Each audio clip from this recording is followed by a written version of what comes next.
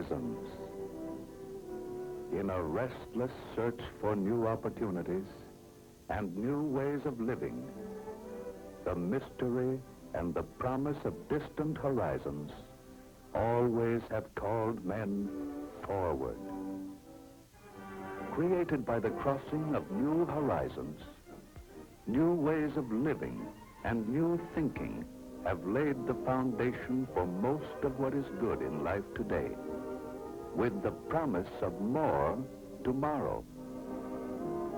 As distant families have become neighbors, and as people have constantly widened their viewpoints while multiplying the number of their contacts, more desires have developed to be satisfied.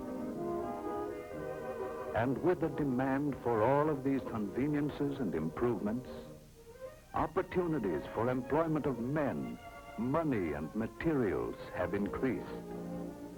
And thus the highways of social and commercial developments are widening without end or limit, except the imagination, vision of men who do new things.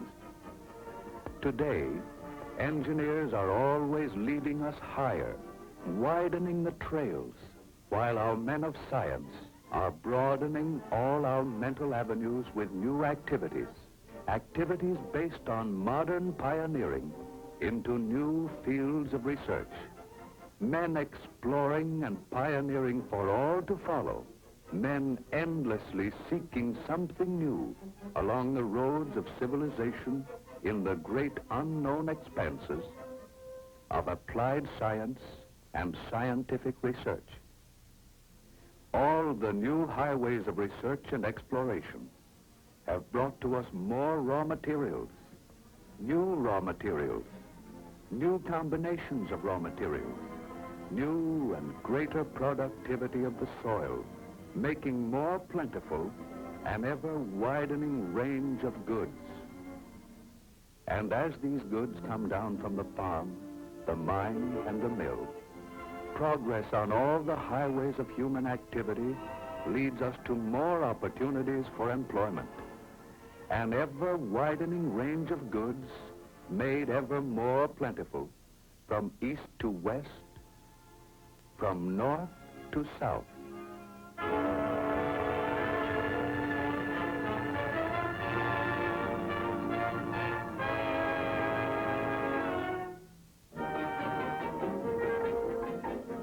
Our greatest strides in providing more things for more people have been made at a time when the influence of new geographical frontiers was about over.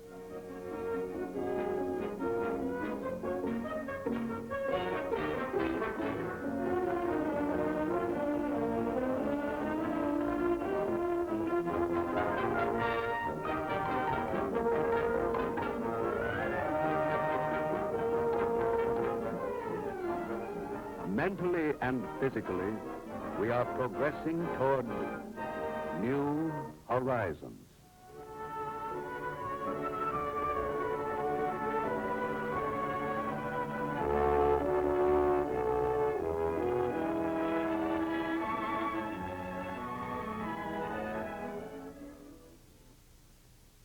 To help us get a glimpse into the future of this unfinished world of ours, there has been created for the New York World's Fair a thought-provoking exhibit of the developments ahead of us, the greater and better world of tomorrow that we in America are building today.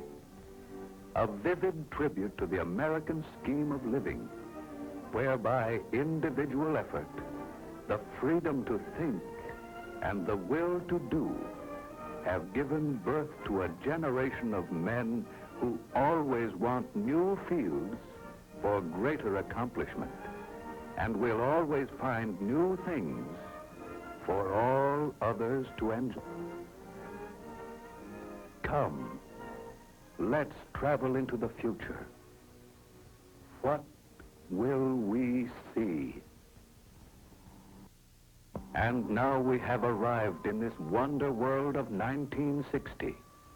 The World's Fair exhibit, modeled with such artistry and skill that we must continually remind ourselves the world we are now seeing is a vision, an artistic conception which may undergo many changes as it develops into the great realities of tomorrow. And now we see an enlarged section of 1960s express motorway. Along the ledge of this beautiful precipice, traffic moves at unreduced rates of speed. Safe distance between cars is maintained by automatic radio control. Curved sides assist the driver in keeping his car within the proper lane under all circumstances. The keynote of this motorway, safety. Safety with increased speed. Here is an American city replanned around a highly developed, modern traffic system. The parks of the city have continuity, proper placement. These areas are united into long green strips surrounding each community.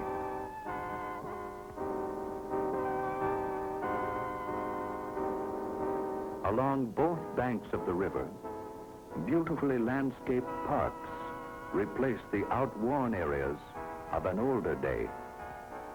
An industrial docking basin, newly completed, takes care of all the shipping from the adjacent industrial area. On all express city thoroughfares, the rights of way have been so rooted as to displace outmoded business sections and undesirable slum areas whenever possible. Man continually strives to replace the old with the new. A quarter of a mile high skyscrapers tower with convenient rest and recreational facilities for all. On many of the buildings are landing decks for helicopters and auto-gyros.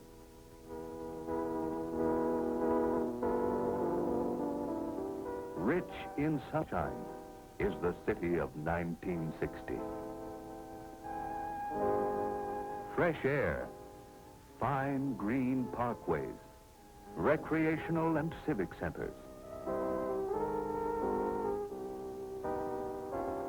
Modern and efficient city planning, breathtaking architecture, each city block a complete unit in itself. Here is an important intersection in the great metropolis of 1960. Elevated sidewalks give a new measure of safety and convenience to pedestrians. They actually double the available width for traffic in the street. And so, we see some suggestion of the things to come. A world which, far from being finished, is hardly yet begun. A world with a future in which all of us are tremendously interested, because that is where we are going to spend the rest of our lives. In a future which can be whatever we propose to make it.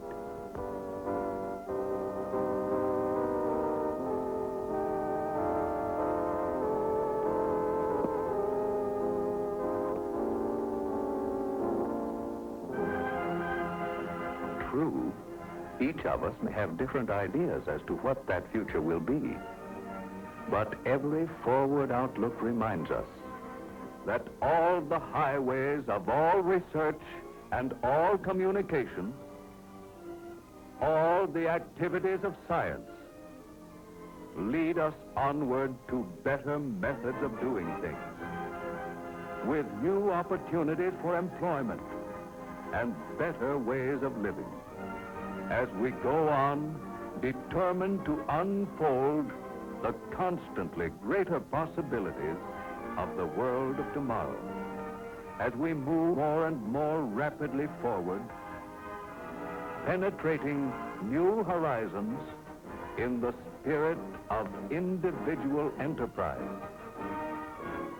in the great American way.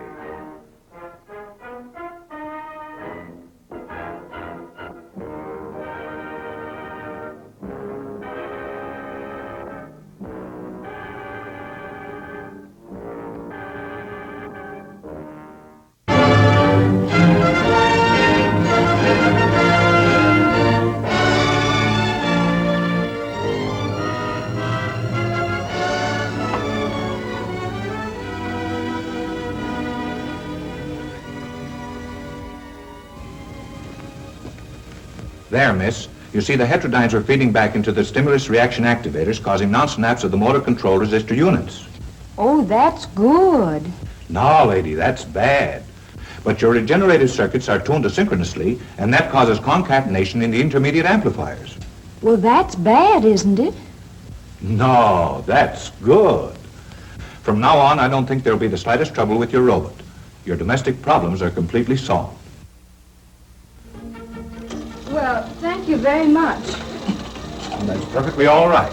And if there's anything else you want to know about your robot, don't hesitate to give us a ring. Good day.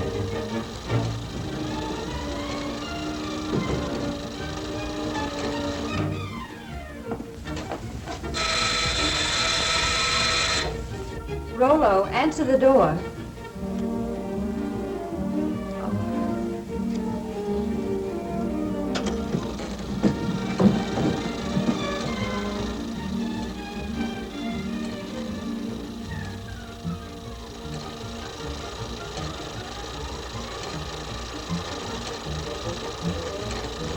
Sign here.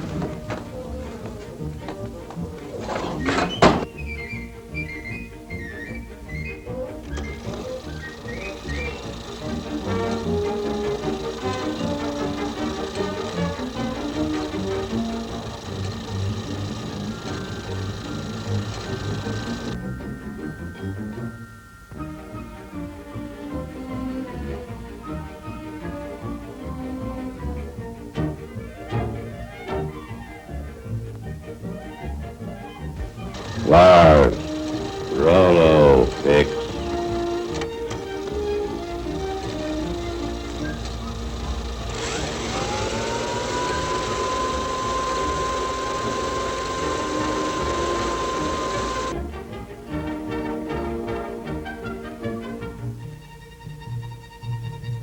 Yes, ma'am. Rollo, get.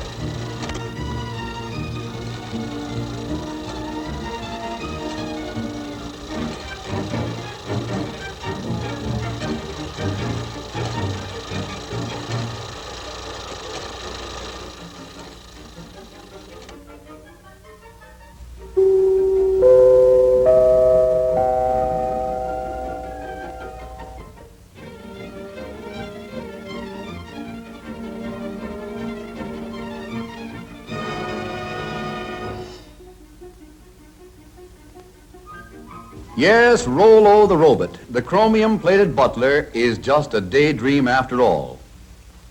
But not so Rollo's little brother and sister robots, the millions of small mechanical servants that never ask for afternoons off, the amazing machines and gadgets that almost seem to think for themselves. The tiny clockwork brains and heat regulators on our kitchen stoves apparently do almost everything except read the cookbook.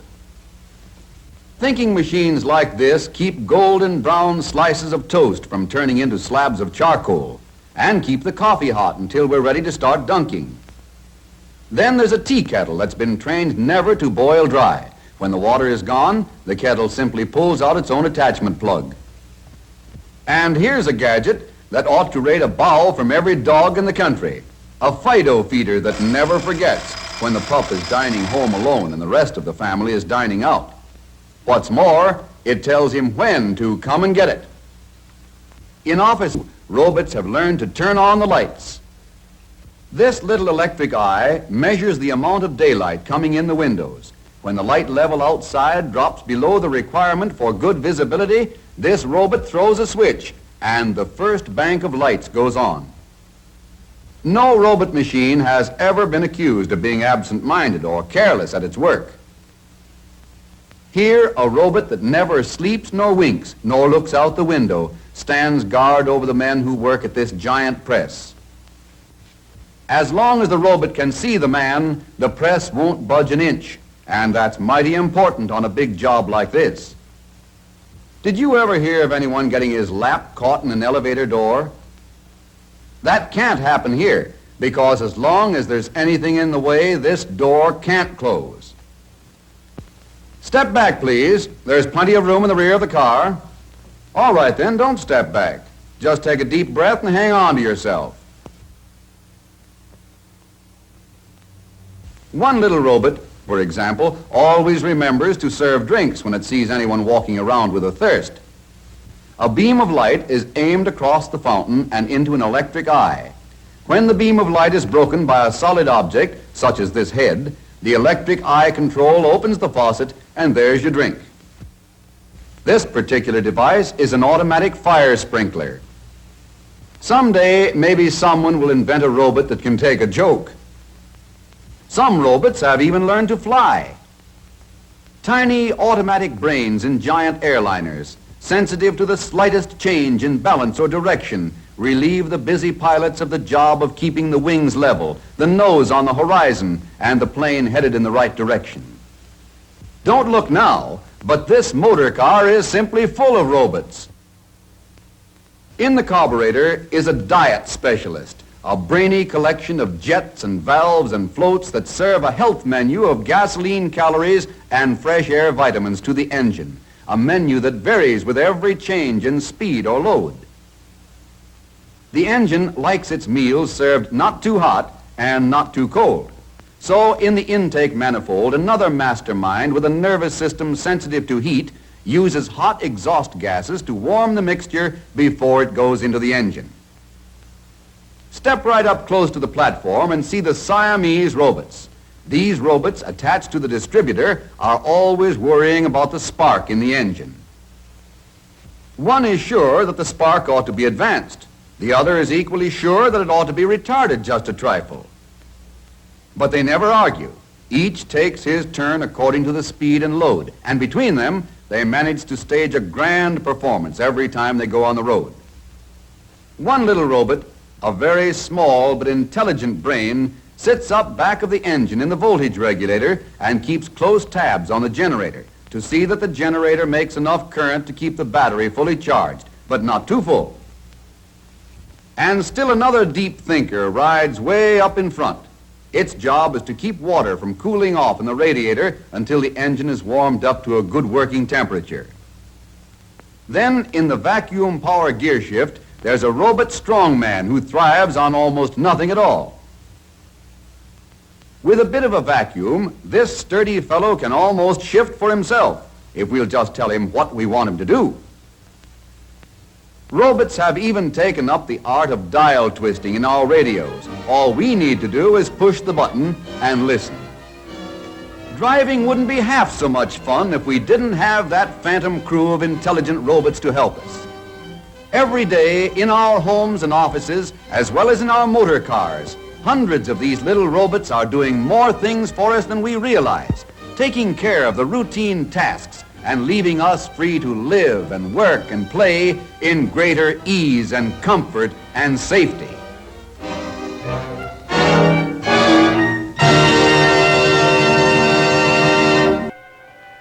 I dreamt last night the moon was so bright it melted the walls away.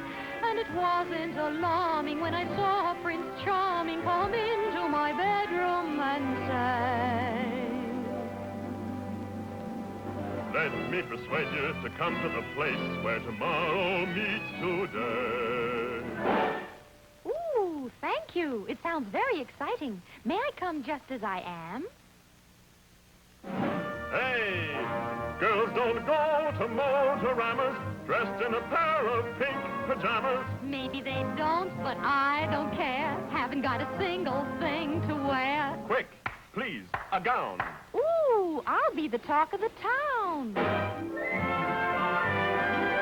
Oh, my. Go after it, fly. I followed my heart through the night past 1,000 windows, yellow with light. Down, down it fell, and it landed in the Waldorf Astoria Hotel.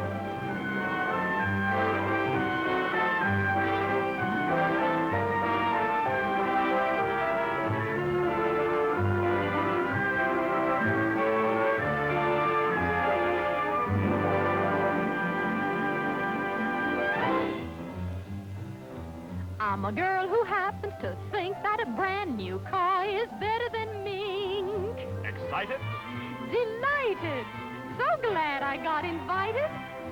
Since it's just a dream and involves no money, which one would you like me to buy you, honey?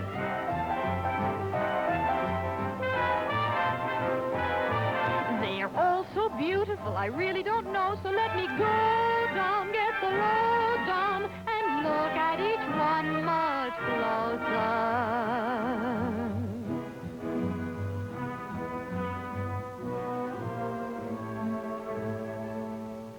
I want a Corvette. I thought you would. Ooh, I want a Pontiac too. Okay, we'll have the usual two-car garage. How do you feel about this fine Oldsmobile? It's easy to see myself taking the wheel. This Buick's a beaut. I'll try it. Ooh, what a dreamy ride.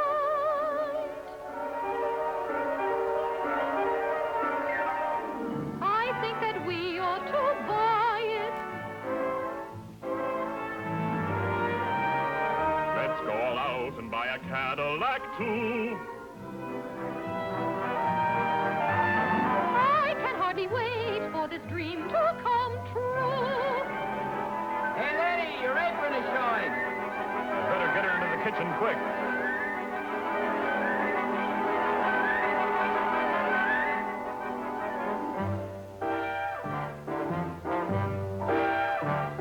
Just like a man, you give him a break, and you end up in the kitchen baking a cake.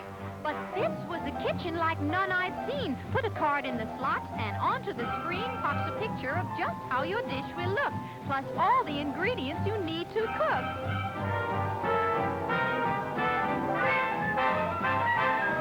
No need for the bride to feel tragic.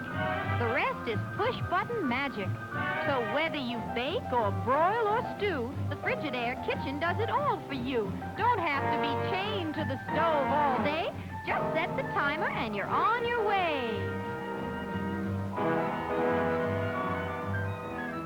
Tick-tock, tick-tock, I'm free to have fun around the clock.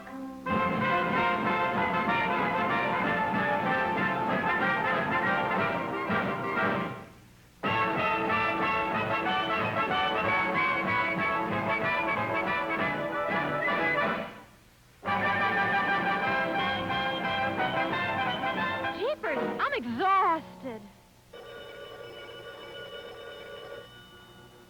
The kitchen of tomorrow is calling me.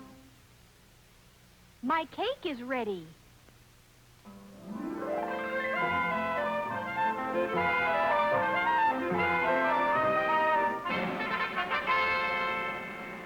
Time for the show. Everybody on stage.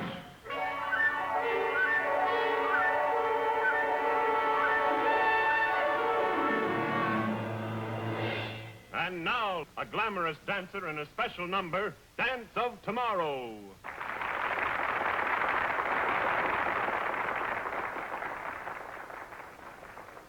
Everyone says the future is strange, but I have a feeling some things won't change.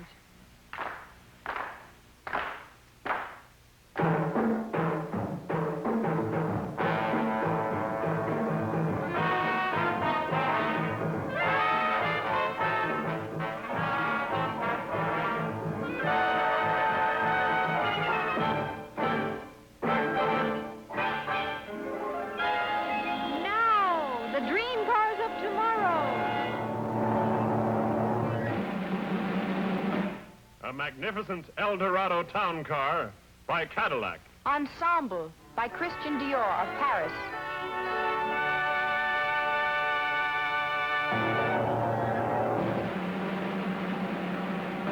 Buick presents the sleek Centurion. Driving Coat by Montesano of New York.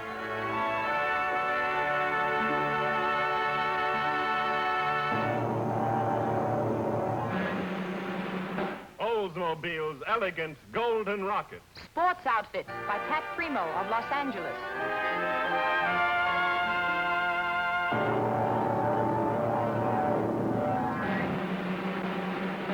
Pontiac's Club de Mer, open to the sky. Costume by Emilio of Capri.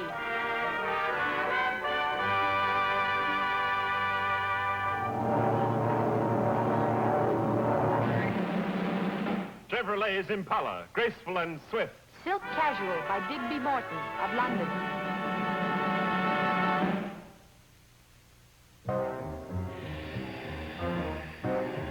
And last of all, designed for the electronic highway of the future, the fabulous turbine-powered Firebird 2.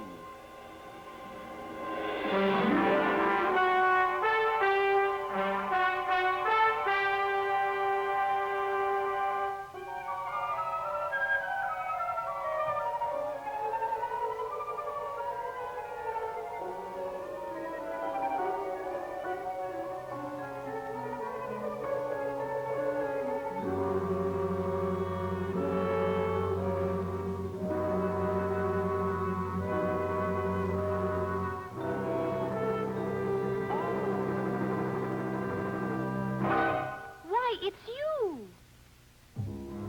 Firebird 2 to Control Tower. We are about to take off on the highway of tomorrow. Stand by.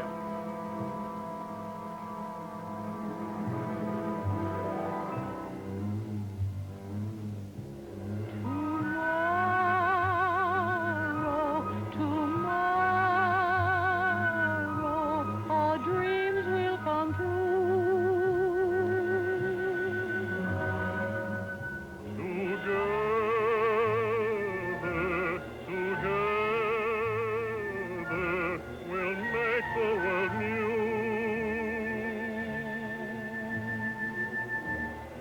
Strange shapes will rise out of the night, but our love will not change, dear. It will be like a star burning bright, lighting our way with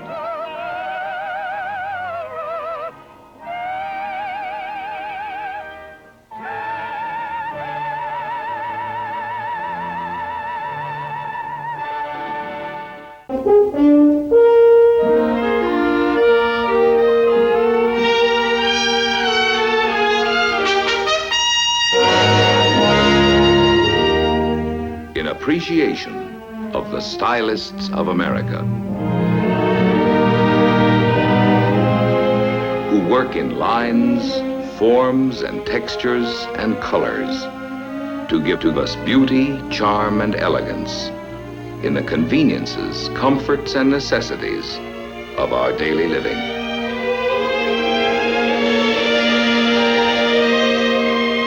As a tribute to men and women who design.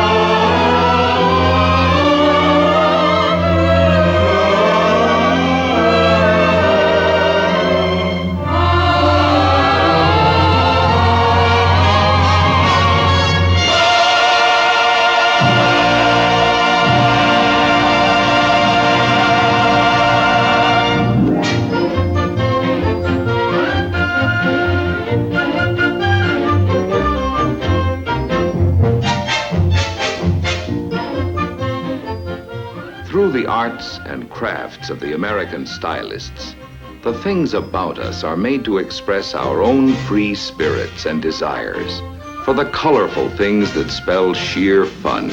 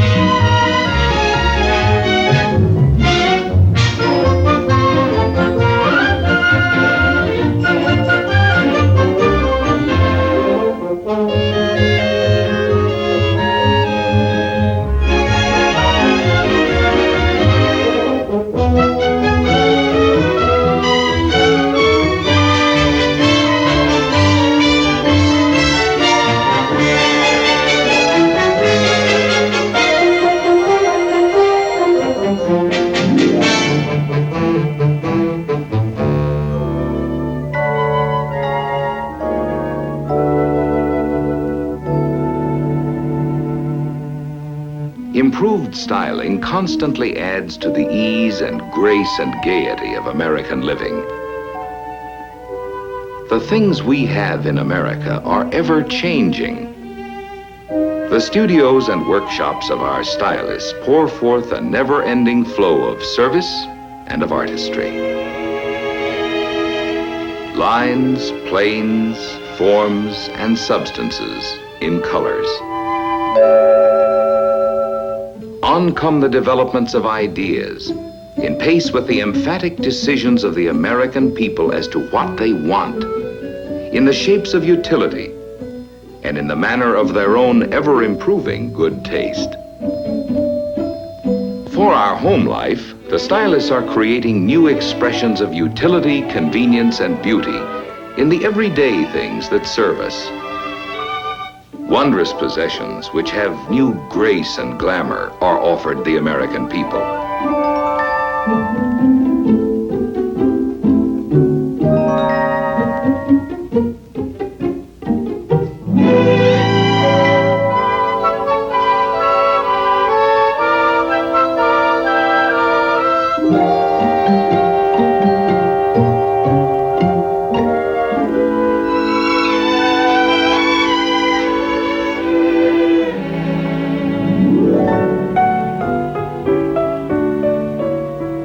Homes have more than new plans. They have new patterns for living, made attractive by luxurious interiors. Living space is enhanced by new materials and accented by subtleties of color selection.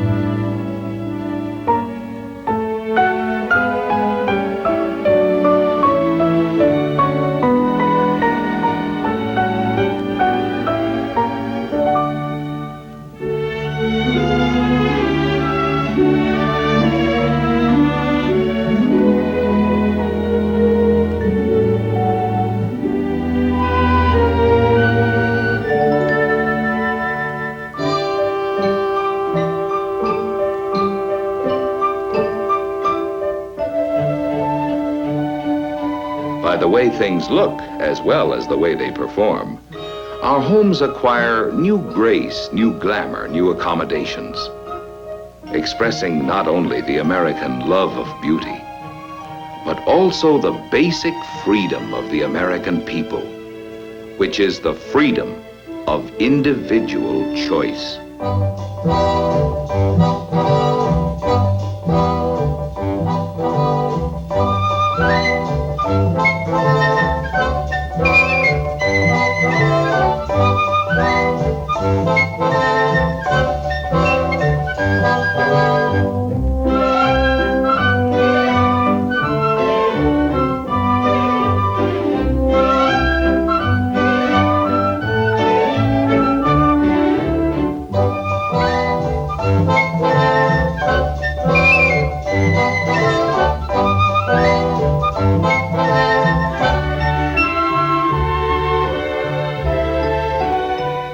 In form, proportion, rhythm, and variety, the stylists leave their unmistakable marks on everyday conveniences in flowing lines and graceful shapes, which we as Americans may enjoy.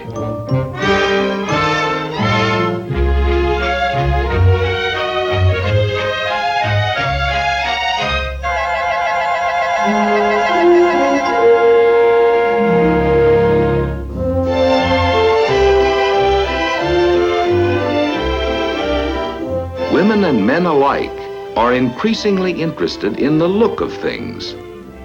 They eagerly give their attention to what's new and beautiful and advanced.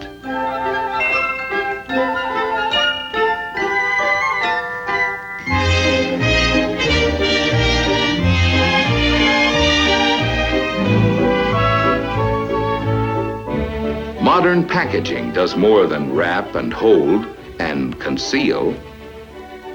Stunning in color, ingenious in design, it brings festivity to the marketplace, tempting, hinting, and revealing.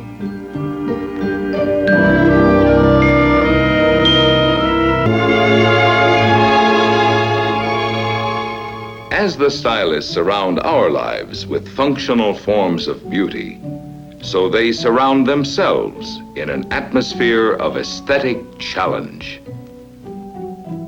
For the studio of design is an inspiration in itself, where men and women representing a variety of talents join their efforts and materialize their dreams.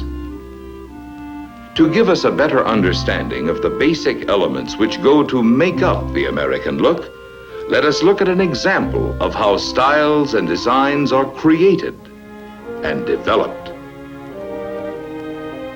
Working in an artistic atmosphere, men and women of taste and imagination come together to take on the task of creating a design which will express the American look. To every stylist, engineer, draftsman, and clay modeler, as well as the specialists on color, fabrics, and metals, the creation of a new design is a complex process and a tremendous challenge worthy of their most exhaustive effort. And because the newest designs must be kept confidential until just the right moment, the stylists work in rooms that are constantly locked. And here the dream begins, as the basic concepts of the design problem are defined and outlined. In the broadest terms, the objectives are stated and clarified, appraised and evaluated. And thus, a design theme, an imaginative but practical goal, is established and agreed upon. Now there is only the stylist's creativity, his courage to dream, his knowledge and his experience, to bring forth a beginning, a starting point, a place of departure. And from such dream work of individual stylists, there emerge finally a number of concepts, which, although varying greatly in specific treatment, still conform to the established limits of the overall design theme.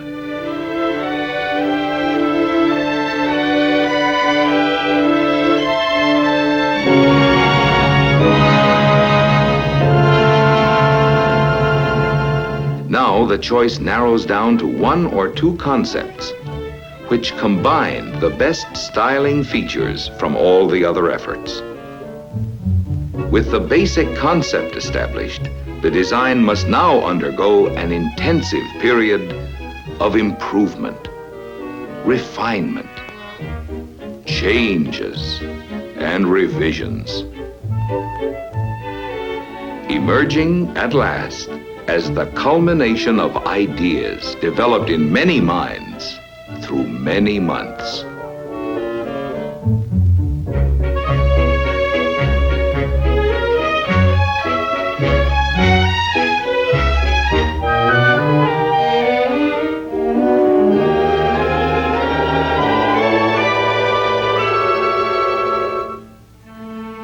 The stylists convert the smaller sketches into full-sized renderings and line drawings, which once again develop and refine the design theme.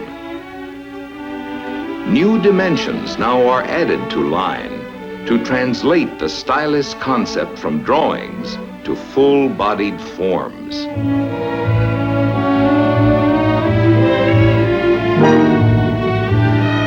To model the detailing for the finished design, a pliable material is needed. And the form is sculptured into a faithful bodily expression of the full-sized line drawing.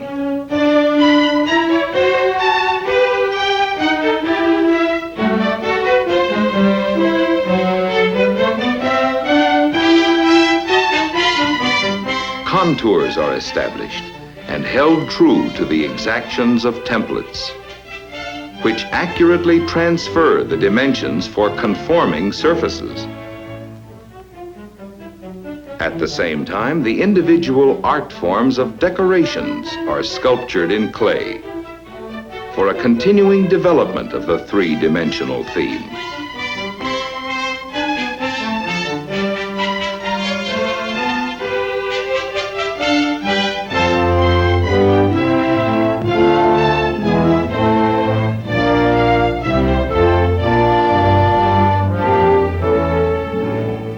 Now, the dreams are presented for approval.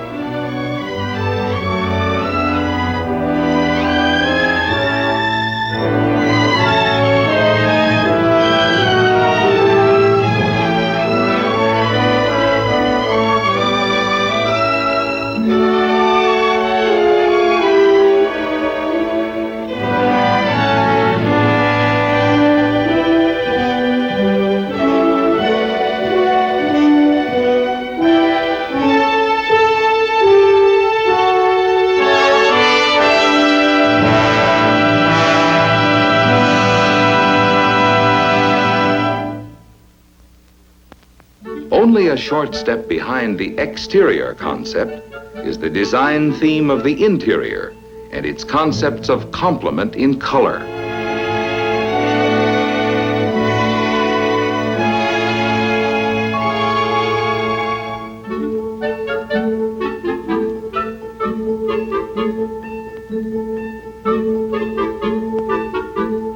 Textures must harmonize with colors, and fabrics must be durable as well as artistically compatible with the overall interior theme.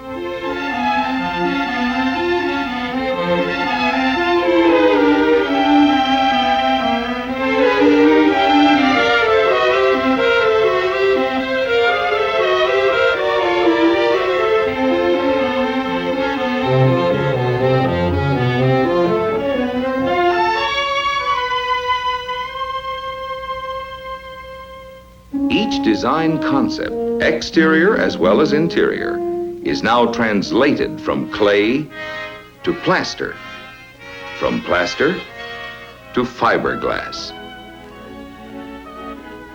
Thus, the ideas, the concepts, and the dreams of the stylists come to life in the form of full-scale components modeled in fiberglass. To give us the blend of functional beauty, now comes the final transformation into metal, glass, fibers, and fabrics. Modern technology has supplied the American stylist with new materials of intriguing lightness and great strength. The distinguishing marks of the new American look are in art forms, in colors, and in the expressive changes of surface, which bring out the new textures and the interplay of materials. Designs in straight, delicate lines, designs in graceful curves, designs of strength without bulk, beauty of function as well as beauty of form.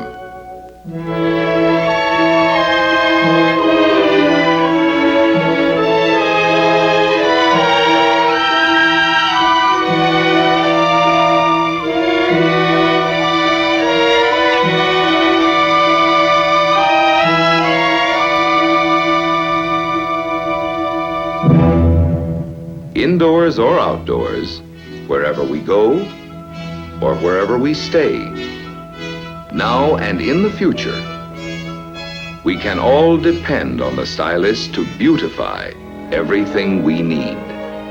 From the eye appeal and swift effectiveness of the smallest utensils in the kitchen of the future,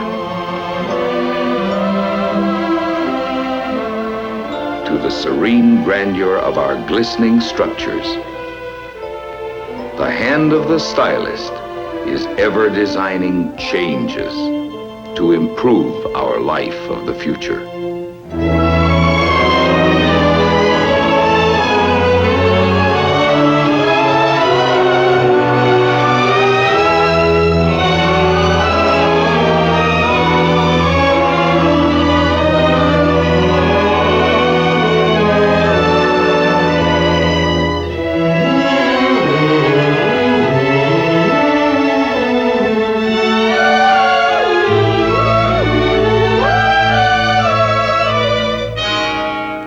Thanks to the American stylist. Yes, thanks to the men and women who design.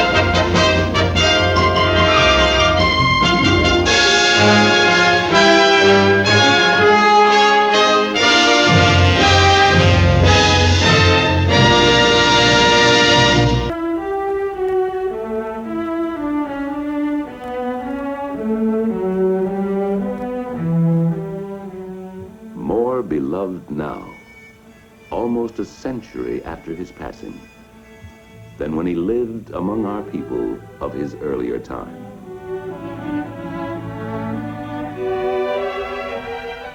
It is proper that his nation pays him honor by putting his likeness, grave and kindly, on the most abundant of our coins.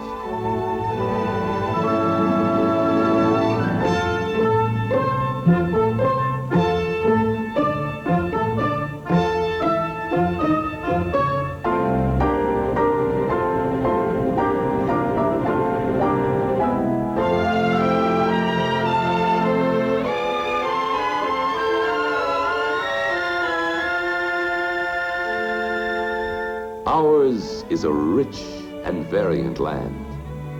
We are a prospering people, wherever we live or earn our livelihood. We have bounties beyond those known to the people of any other day. And as responsible as anyone else for the care of these bounties is the woman in the American home. More often than not, it is the woman who holds the family purse strings to stretch out the family paycheck. Hers is the struggle eternal. Always the difficult goal, making our money reach out to cover more of our needings or wantings and luxuries. Meeting the unexpected happenings that any family has always to expect.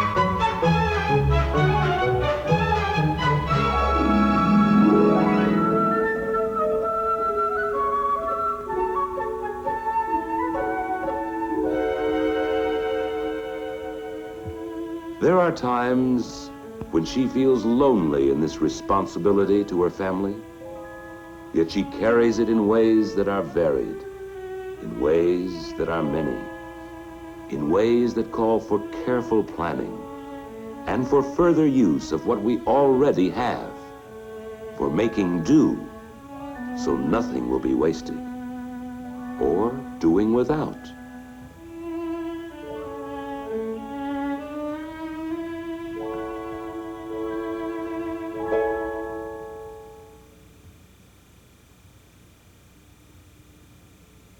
She unfolds and refolds the paycheck and molds it in the ways of thrift, making a fine art of doing so.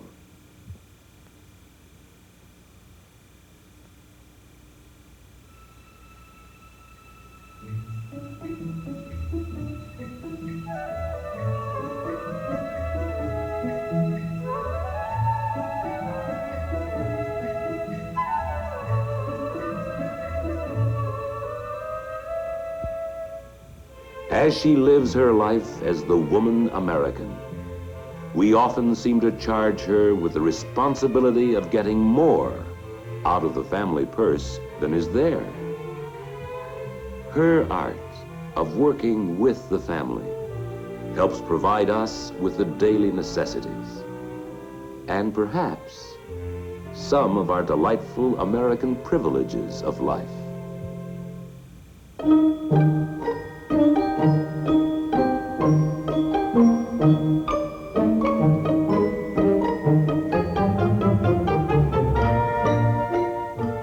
Always, the art is based on saving, by reducing the family needs, as well as by spending, for she spends to save and saves to spend.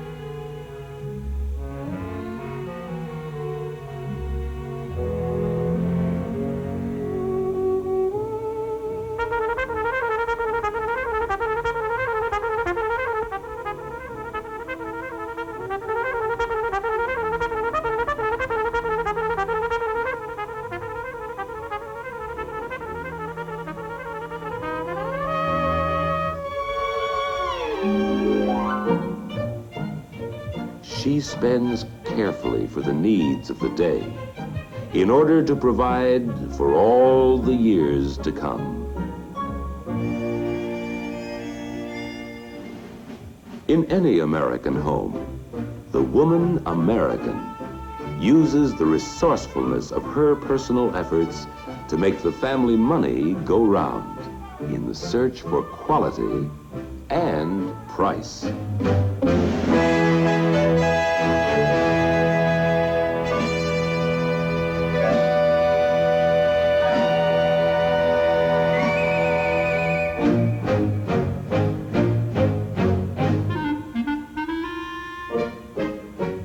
If the purchases have been good ones, they can serve new owners as time goes on, and will last, and last, and last, and last, and last.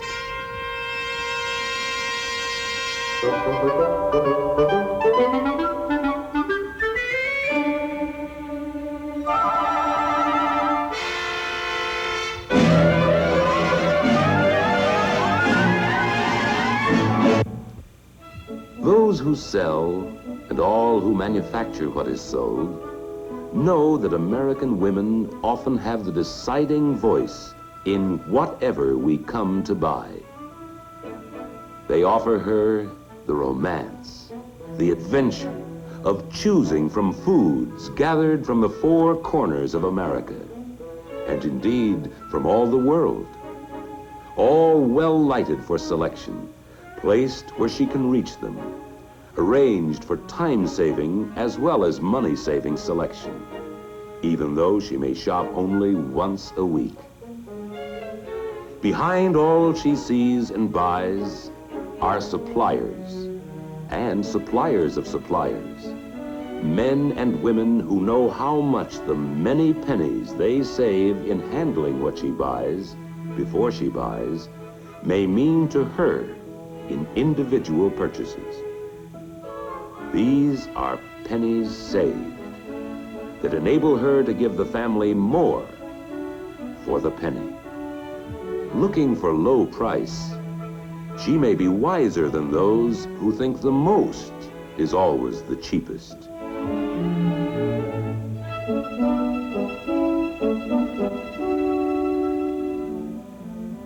Or wiser than those whose idea of saving is to spend gasoline driving around the block, looking for a parking meter with free time left on it.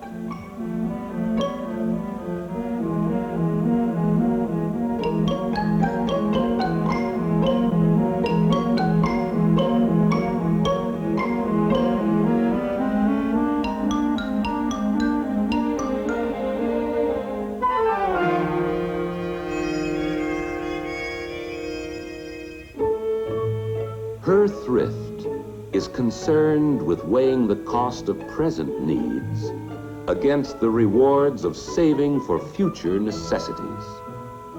While always she considers price, she looks also for those values, those qualities that provide for better appearances or promise to give us lasting satisfactions. We see to it that whatever we buy is functional, that it is individually suited to the purpose for which we are to use it. The fine art of practicing economy with a larger view.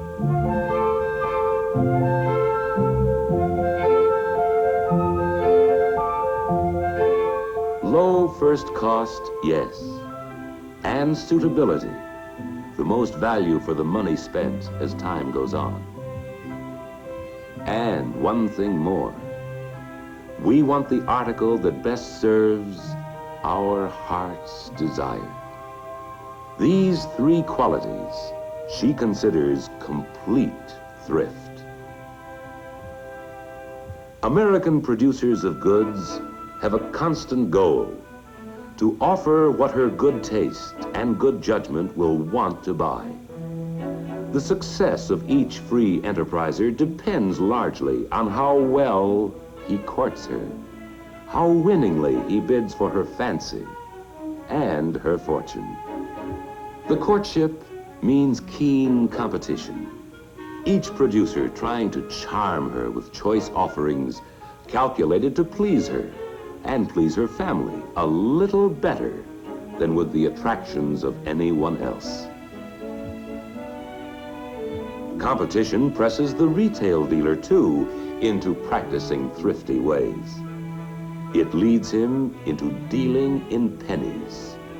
For pennies make all the difference in what is bought or not bought. Pennies. American industry, to save production costs, carries on a continual search for ways of keeping costs down to hold prices down, so our products can be priced to stand out in our competitive American market. Lumbering turns what once was waste into new materials that help provide for family wants. Better, more serviceable articles for us to use and treasure. Cellophane from sawdust, rayon from chips, lacquers and enamels from edgings, plastics from slabs, all from the cellulose of wood that once was wasted. Costs are lowered often and prices held down by packing only the concentrated goodness, the essence of the goodness, and so reduce the costs of shipping needless bulk. Volume is important in low cost. Any machine tool that turns out things we need may cost the same whether the machine is used to turn out a dozen or a million.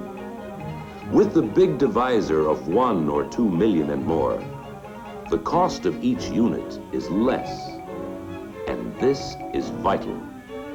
Even fractions of a penny saved on each of the innumerable materials and individual operations that go to complete the final product may determine how much we get for our money and whether we buy or buy not.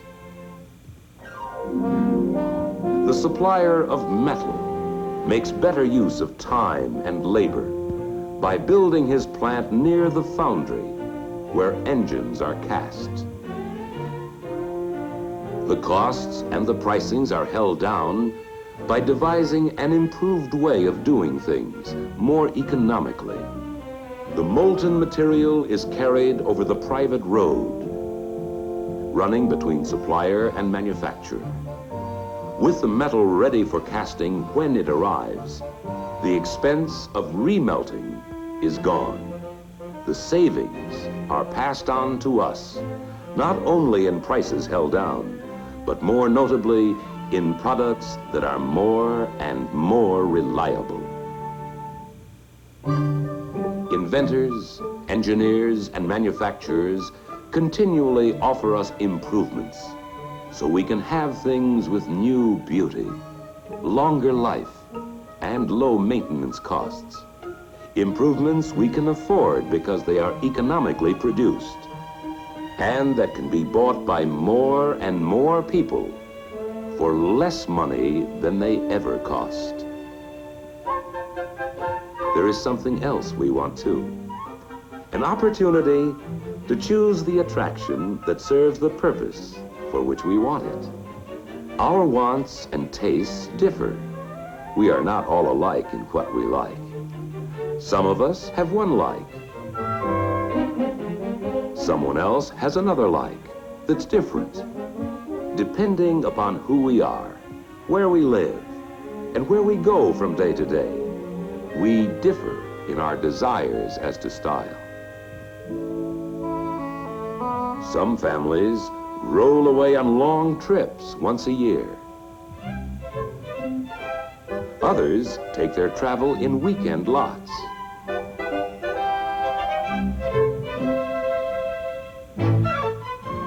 Some delight in social recreation. Some give their leisure largely to community affairs. And there are those who prefer a thrifty privacy.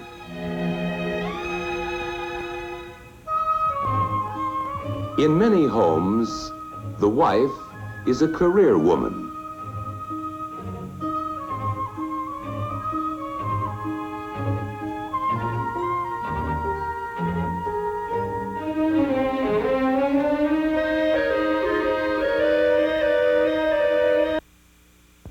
In other homes, the daughter goes to college. And then there are families where father and son form a working team.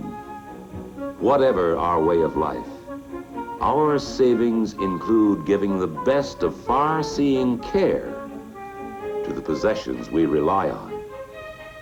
We insist on quality and give it the treatment quality deserves.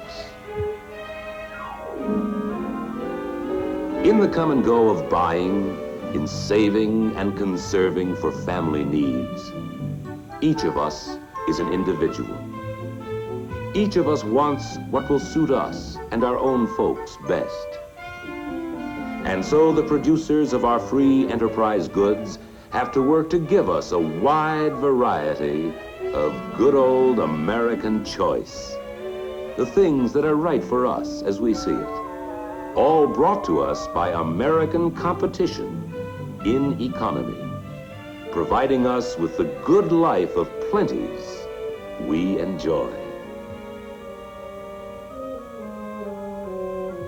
Among the things of our good life is the vast array of food choices we have. The homes, tailored and equipped to meet our individual needs, according to each family's interests and each one's style of living.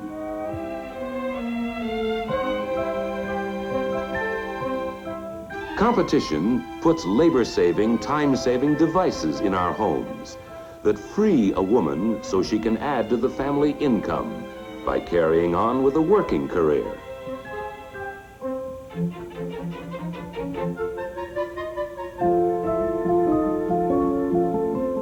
While she and her family are out, these conveniences breathe life into a house.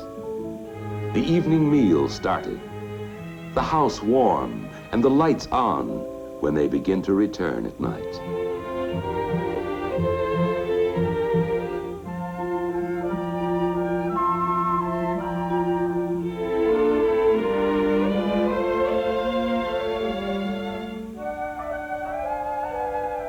Competition to win family favor makes it possible for us to be well dressed at the price we can afford to pay, low, medium, or high. But our thrift does more than spur competition in material offerings of convenience and service.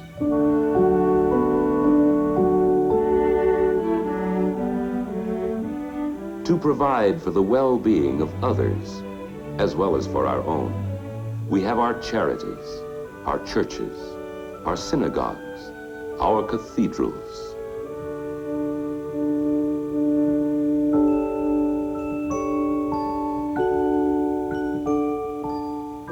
Our traditional American thrift, and particularly the thrift of our womenfolk, finds the way to provide for the future.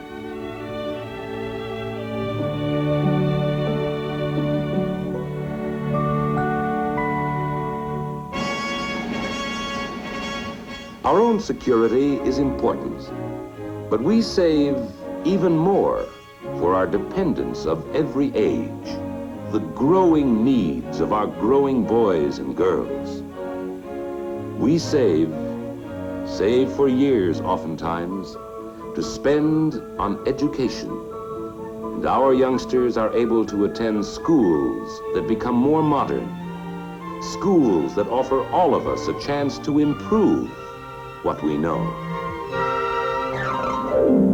As we choose, we have almost unlimited varieties of fun, ranging from the enjoyment of watching the antics of others, having the fun of doing ourselves, or seeing others do. We may indulge in all the excitement of water sports, or take our rolling waves powder dry. There is the choice of the quietness of games for just two, and the celebrations in which whole communities participate. American thrift, with our savings, has afforded us places to go. We can see the wonders nature carved out long before America came into being. We can see the scenic grandeurs of our nation and the cities built by all the races and nationalities which have come to people our great country.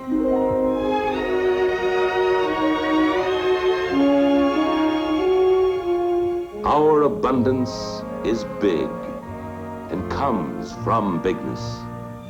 The bigness of our busy business, the bigness of our fields, the bigness of our fast-moving, modern America. Our bigness, our greatness, The abundance that stems from liberty is based on free and thrifty use of the great American penny. We make more pennies than we used to. They are made more easily, and we do more buying with them. The penny, the foundation of our wealth. Enough new pennies coming from our mints each month to supply copper for 3 new statues of liberty.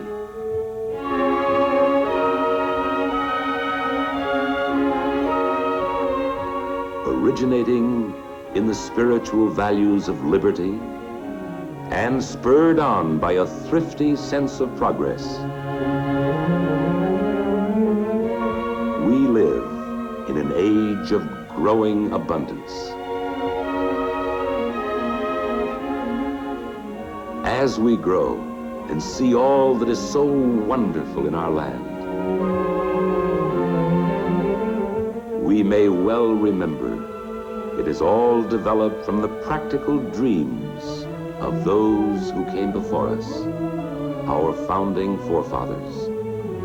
Those who thriftily paved the way for our producers to turn out whatever may best meet the economy demands of our individual American needs and askings, and for our liberty to buy whatever we each may choose.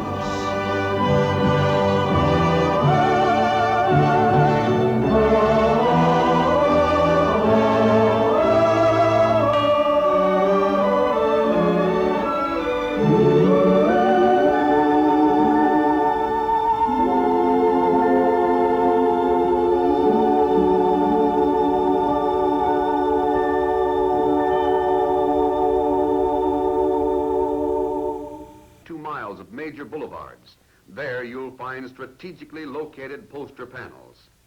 Careful planning guarantees that wherever motor traffic moves, whether along the spectacular outer drive, the pleasant boulevards leading to the suburban neighborhoods, through the immense industrial centers, or the busy marketplaces, scientifically planned locations present the poster panel showings. Paralleling this vast volume of motor traffic are the hundreds of thousands of people daily utilizing the various mass transportation systems. Here again we find ample evidence of careful selection.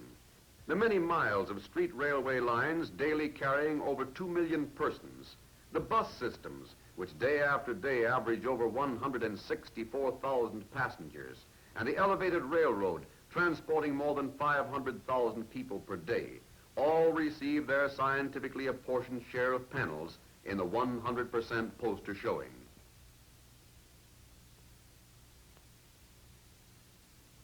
But scientifically planned showings must cover more than just the main thoroughfares of transportation.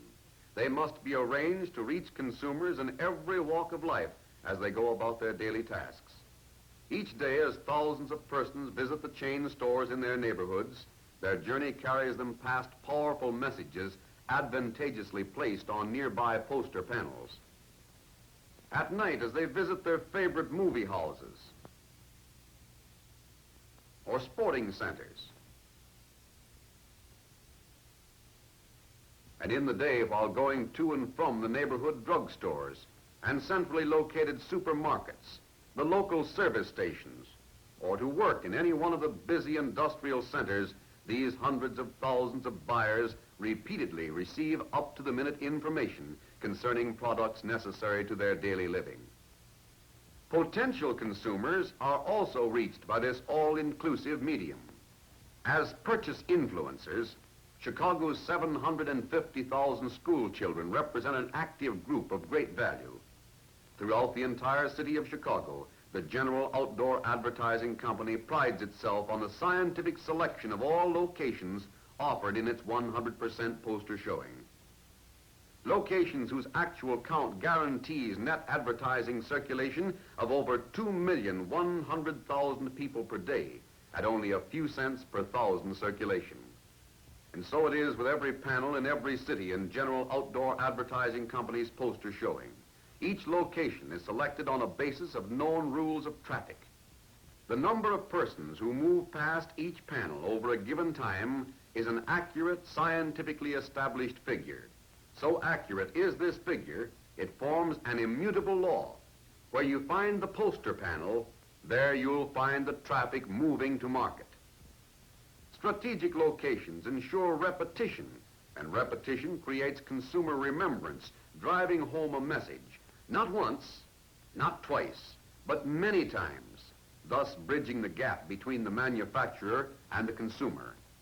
By scientifically charting the ebb and flow of populations and traffic, by erecting strategic power plants designed to generate consumer acceptance for American industrial products, General Outdoor Advertising Company is making its contribution both to modern business and to the great American public.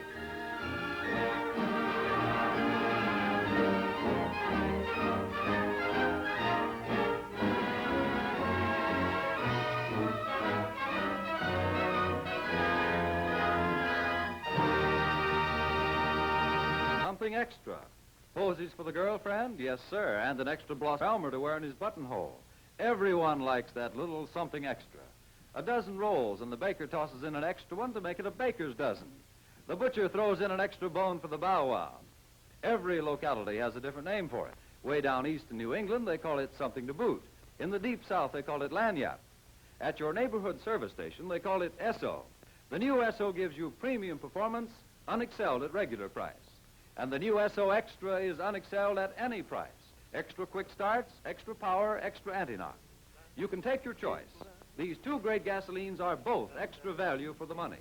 For service that is tops and gas that's extra fine, there's a smile for every mile at the Esso sign.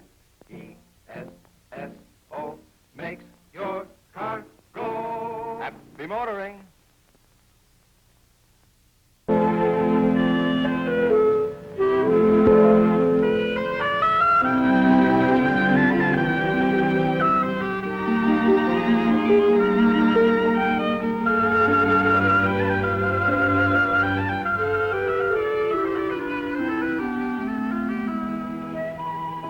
Fall has come to Millwood, the city where Richard Anderson lives.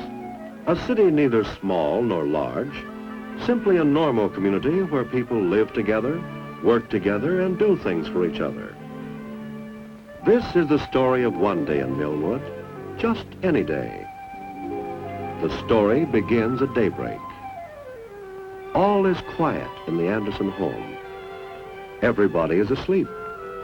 It is still some time before Richard has to get up for breakfast. But while most people, many are at work, doing things for other people, things which mean a great deal to the others, including Richard himself. While Richard sleeps, the men at the dairy are filling bottles with fresh milk. And long before daybreak, Richard's milkman picks up the milk and delivers it to the Anderson home in time for breakfast. All night long, the bakers have been baking the bread for today, bread which the delivery man now takes to stores and homes. Long before stores and schools open, trucks are bringing food for Richard's dinner at town from nearby farms and distant places.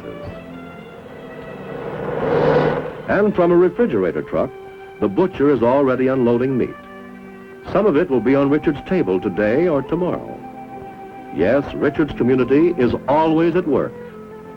All night long in the telephone building, operators have been busy at the switchboards putting through telephone calls that people need to make during the night, perhaps to a doctor or to a fire station. In the city's water plant, pumps are running day and night to keep Millwood's reservoirs filled. Men keep checking gauges so that Richard or anyone else can be sure to get water at any time.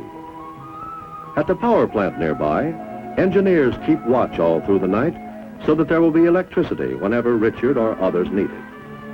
At the post office, men work all night sorting out the mail for each mailman so that the letters will be in the right place when Richard's mailman comes to work in the morning. Throughout much of the night at the newspaper office, men and women work hard to meet the deadline for Millwood's morning paper. Editors and reporters write stories, stories that must be set into type on a machine called the linotype. Trained craftsmen operate the linotype machines. Their skilled hands set the news into printed lines one by one until they make up whole pages, which other men mount onto the big printing press.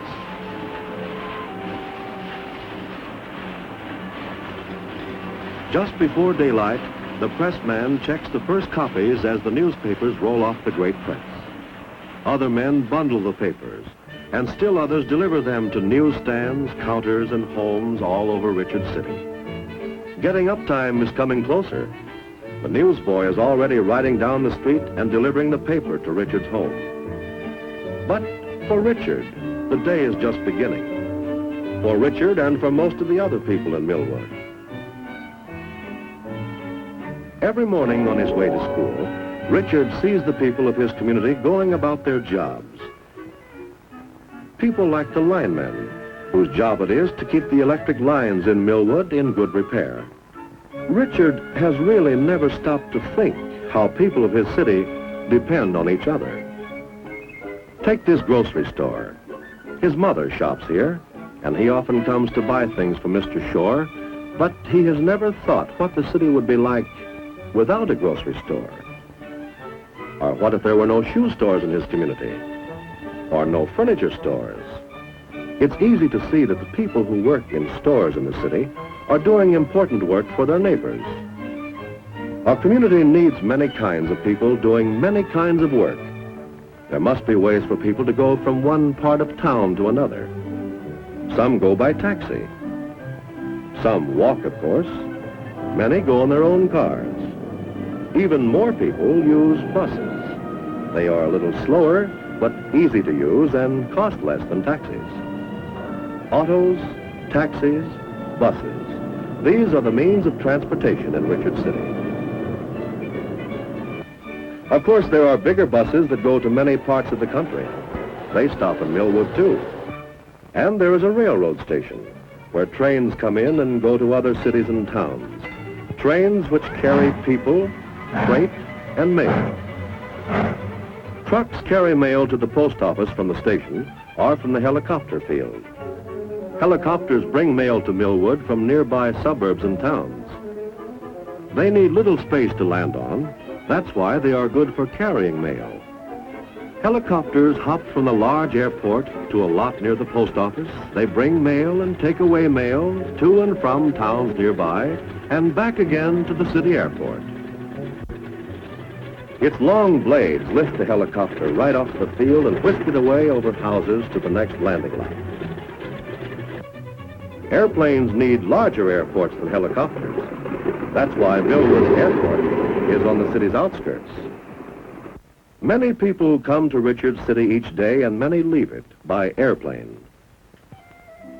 Although Richard has never thought about it, he too has an important job in his community, the job of going to school, so that he can learn some of the things which will make him a good citizen when he is ready to take his place in the community.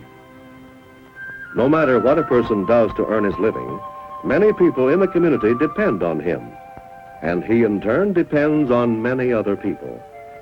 People who work in factories making goods for the stores to sell. People who work in offices writing letters or keeping books. Some of the people are craftsmen and some are professional people, such as doctors and lawyers. Some are storekeepers. Many are housewives whose jobs are to manage their homes and take care of their children. Whatever a person does helps in little ways or in big ways to make his community a good place to live. In the city hall, people are at work for the city itself.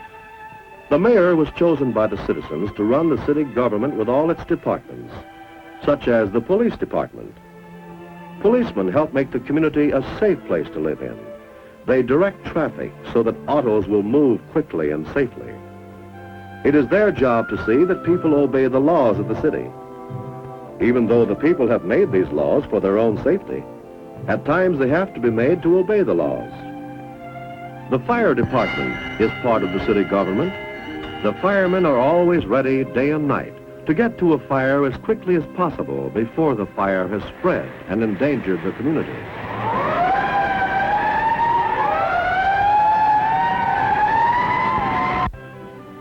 The city government hires men to build bridges and to repair streets and sidewalks whenever it is necessary. Street lights make Millwood safer at night, and there are men whose job it is to keep these lights burning. The city government also helps protect the people's health. It hires men to keep close watch over the city water supply, to make sure that the water is pure. Men of the health department inspect places where food is handled to see that they are clean. Men of another city department collect garbage and burn it. This too protects the city's health. And there is a city dump for cans and waste that won't burn, so that Millwood will look clean and orderly. The city also provides playgrounds for children with special equipment like swings and slides and teeter-totters. After school, there is time for Richard to play on a community ball field. For the little children, the city has built jungle gyms, and for grown-ups, benches to rest on while the children play. But parks and playgrounds are only one way in which the people of the community find enjoyment and recreation. There are other ways, too. Tennis courts are popular on sunny days. And when it gets colder, there's the recreation center, where people meet for parties and games. And all year round, there's the city library, with books and records and films for young and old. This is the church Richard and his family belong to. Here he goes to Sunday school. There are other churches in town for people who worship in ways different from Richard's family. Millwood has a radio and television station. The programs come from this building. Many people work here. They are the men and women who act in these programs. Some men operate the big television cameras. Others control the pictures as they go out over the air. They see to it that Richard gets the right program at the right time. He often watches television at home. The programs are fun, and sometimes he learns a great deal from them. Then there are the movies. The Andersons go often to the neighborhood theater. One evening every week, Richard's father goes bowling. He belongs to a bowling league with some of his friends. That's his favorite evening recreation. At night, when Richard goes to bed, he may have thought very little about his community, what he has done for it, and what it has done for him. But the community's work never stops. There's bread to be baked, bread which Richard will eat tomorrow. There's milk to be processed, milk which Richard will drink tomorrow. There's the newspaper to be printed for people to read in the morning, and electricity to be made, and water to be pumped and filtered, and telephone calls to be put through night. So the work in Richard's community goes on day after day, night after night. People working for each other, depending on each other. All of them partners in making their community a better place in which to live.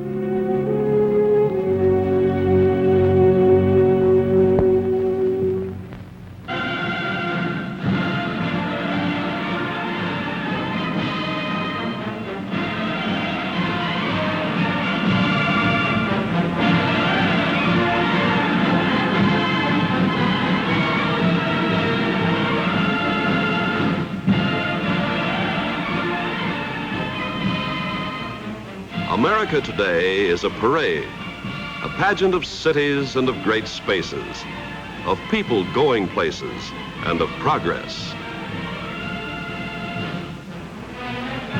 Appearing in the kaleidoscopic American scene are the beautiful and productive lands and the natural attractions for which our country is so well known. In the scene are also many kinds of business and industry, and the activity and movement of people, a population increasing at a far greater rate than ever before. The dynamic forces which made this country great were never so evident, for today we reach the world's highest point in productive activity. The pattern of distribution of the American population over the vast land and the location of industries is constantly changing. In this pattern of expansion, More produce and more products than ever before need to be moved from place to place. In all this range of activity unlimited, you will see motor trucks doing an ever-increasing part of the job of keeping things moving from here to there. There's increasing activity in the Southland, way down east, out in the rich farmlands of the Middle West, across the desert spaces, and up and down the coasts.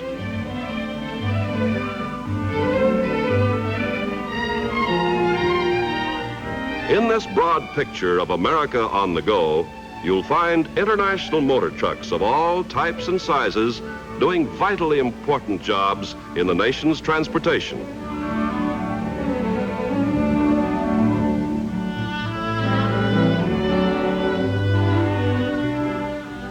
Much of this activity stems from America's great natural resources of water, timber, minerals, and the land itself.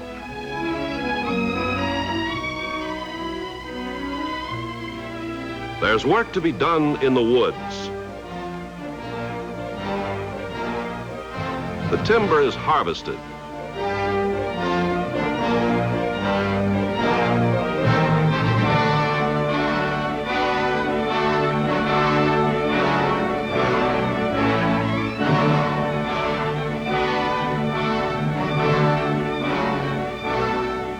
Timber moves toward the mills.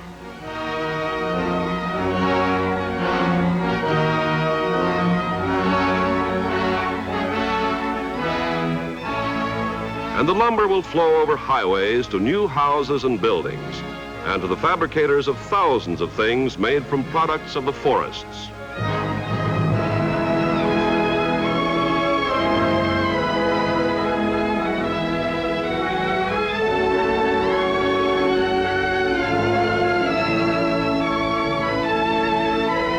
Our raw materials from the mines and the quarries, big, heavy loads must be brought out from rough places.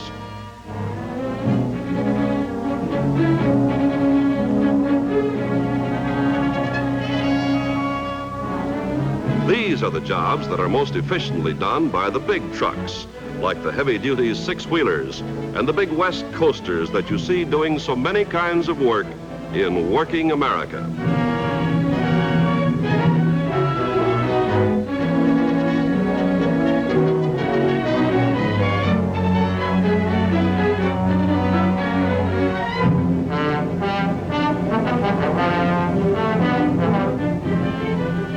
Our great resource of petroleum offers a challenge to transportation all along the line.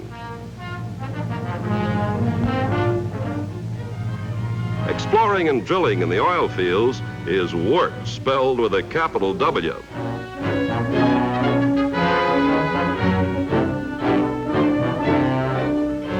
Transport from wells to refineries, then on to markets, is one of the biggest jobs in transportation.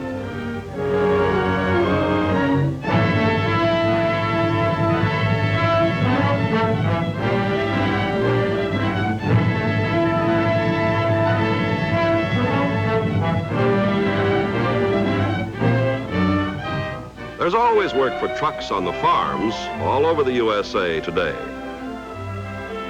Products of the farms must move to places far from where the crops were grown and harvested from season to season.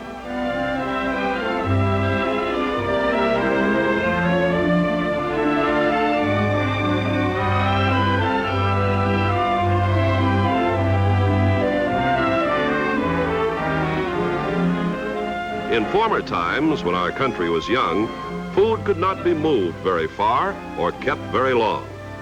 Today, all that's been changed. With fast transportation, refrigeration, and scientific processing, our fresh vegetables and the products of the dairies and orchards now move fast and far. Trucks can now bring food to people in every city, town, and village, even to the most remote parts of our nation.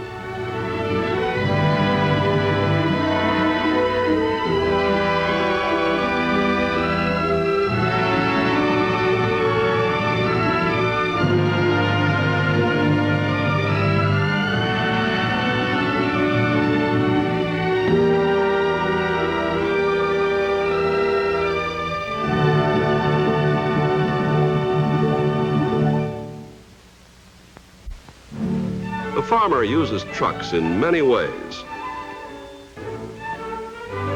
Then the folks who work at bringing food from where it's produced to where it's consumed also use many kinds of trucks.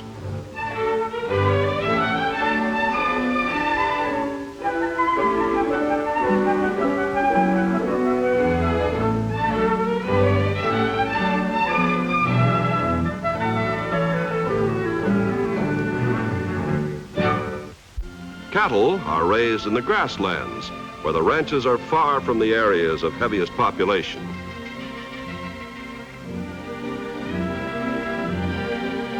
It is said that the average travel in the life of a steer from the range to the feedlots and then on to the stockyards and finally to the meat plants is over 1,000 miles. In most of the steps of this journey, today, cattle are moved in fast, modern motor trucks.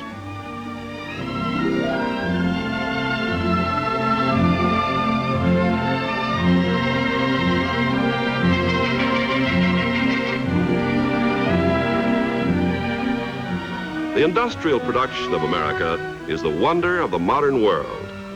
Never before has there been so much production of so many things that people want. Steel plays a great part in this tremendous industrial activity. Bars of copper will become cables to serve communications. Most metals are heavy, so are their finished products. And here again are jobs for heavy-duty trucks with great power and load capacity.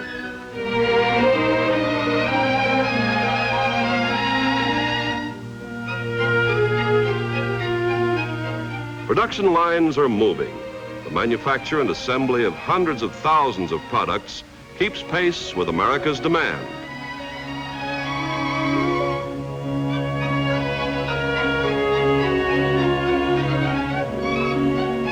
Wheels roll with materials to manufacturing plants, then with their products to warehouses, stores, and homes everywhere.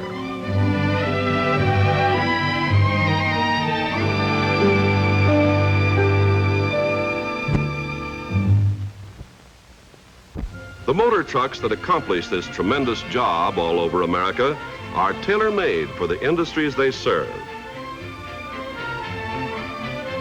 For example, International Harvester, leading builder of heavy-duty motor trucks, makes over 200 basic models, all the way from a half-ton pickup to the giant off-highway types.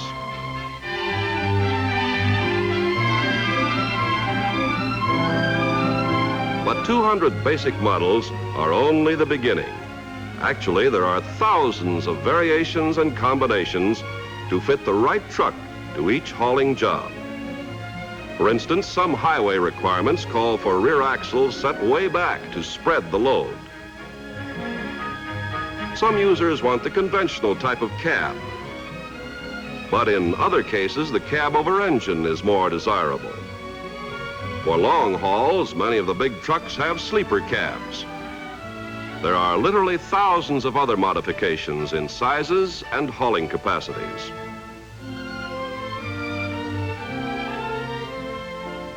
In American cities and towns, most often the smaller motor trucks play a vital part in the everyday distribution of all kinds of goods. The needs for rapid delivery and retail trade of foods and milk and laundry and performing dozens of other services call for still different types and sizes.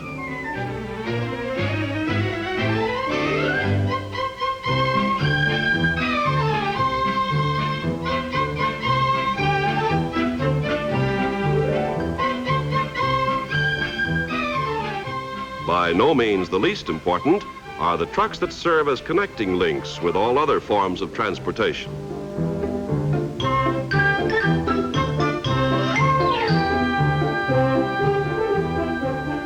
In all the wide variety of trucks in the towns and cities, just as in those on the farms, the special modifications are almost endless, according to the kind of work the trucks are supposed to do.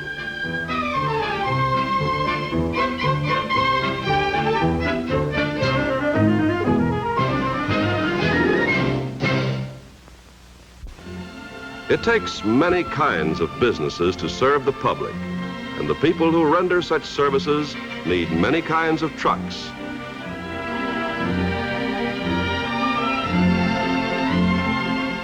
In our life in the USA today, we take it for granted that things come right to our door and fast. And isn't it wonderful that we can count on such conveniences?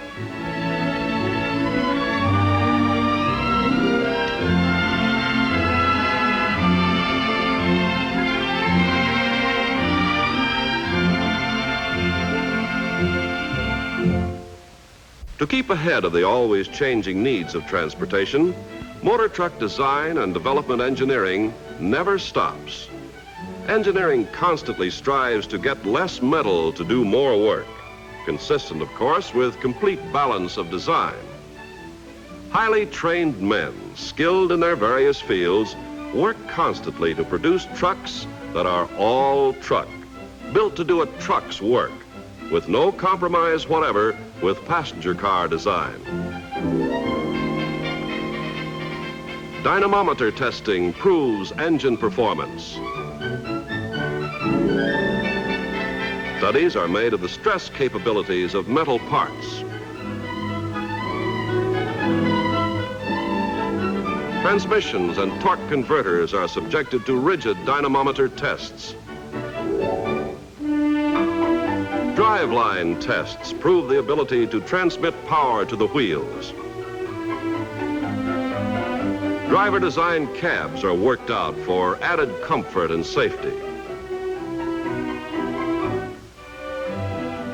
As improvements are developed in the laboratory and performance proven on the testing grounds, they are released for production in current models for immediate user benefits, without waiting for the introduction of completely new models of these motor trucks. All these developments are vital to transportation because Americans are never satisfied with less than the best. We've all come to depend on motor trucks in so many, many ways.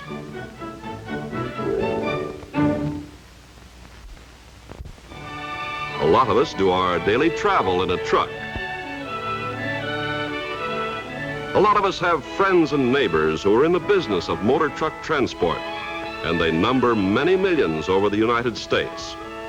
All the way from the individual user to the operators of great fleets of transcontinental haulers.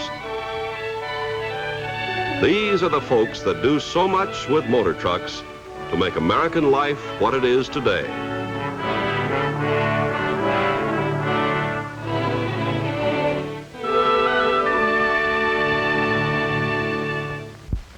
It's a broad span from one shore of our nation across to the other. This country is growing. More and more goods are being shipped, moved, and transported every day in the year.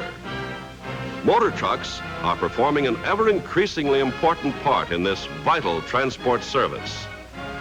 And wherever you live or you travel, you will see these motor trucks serving every American every day.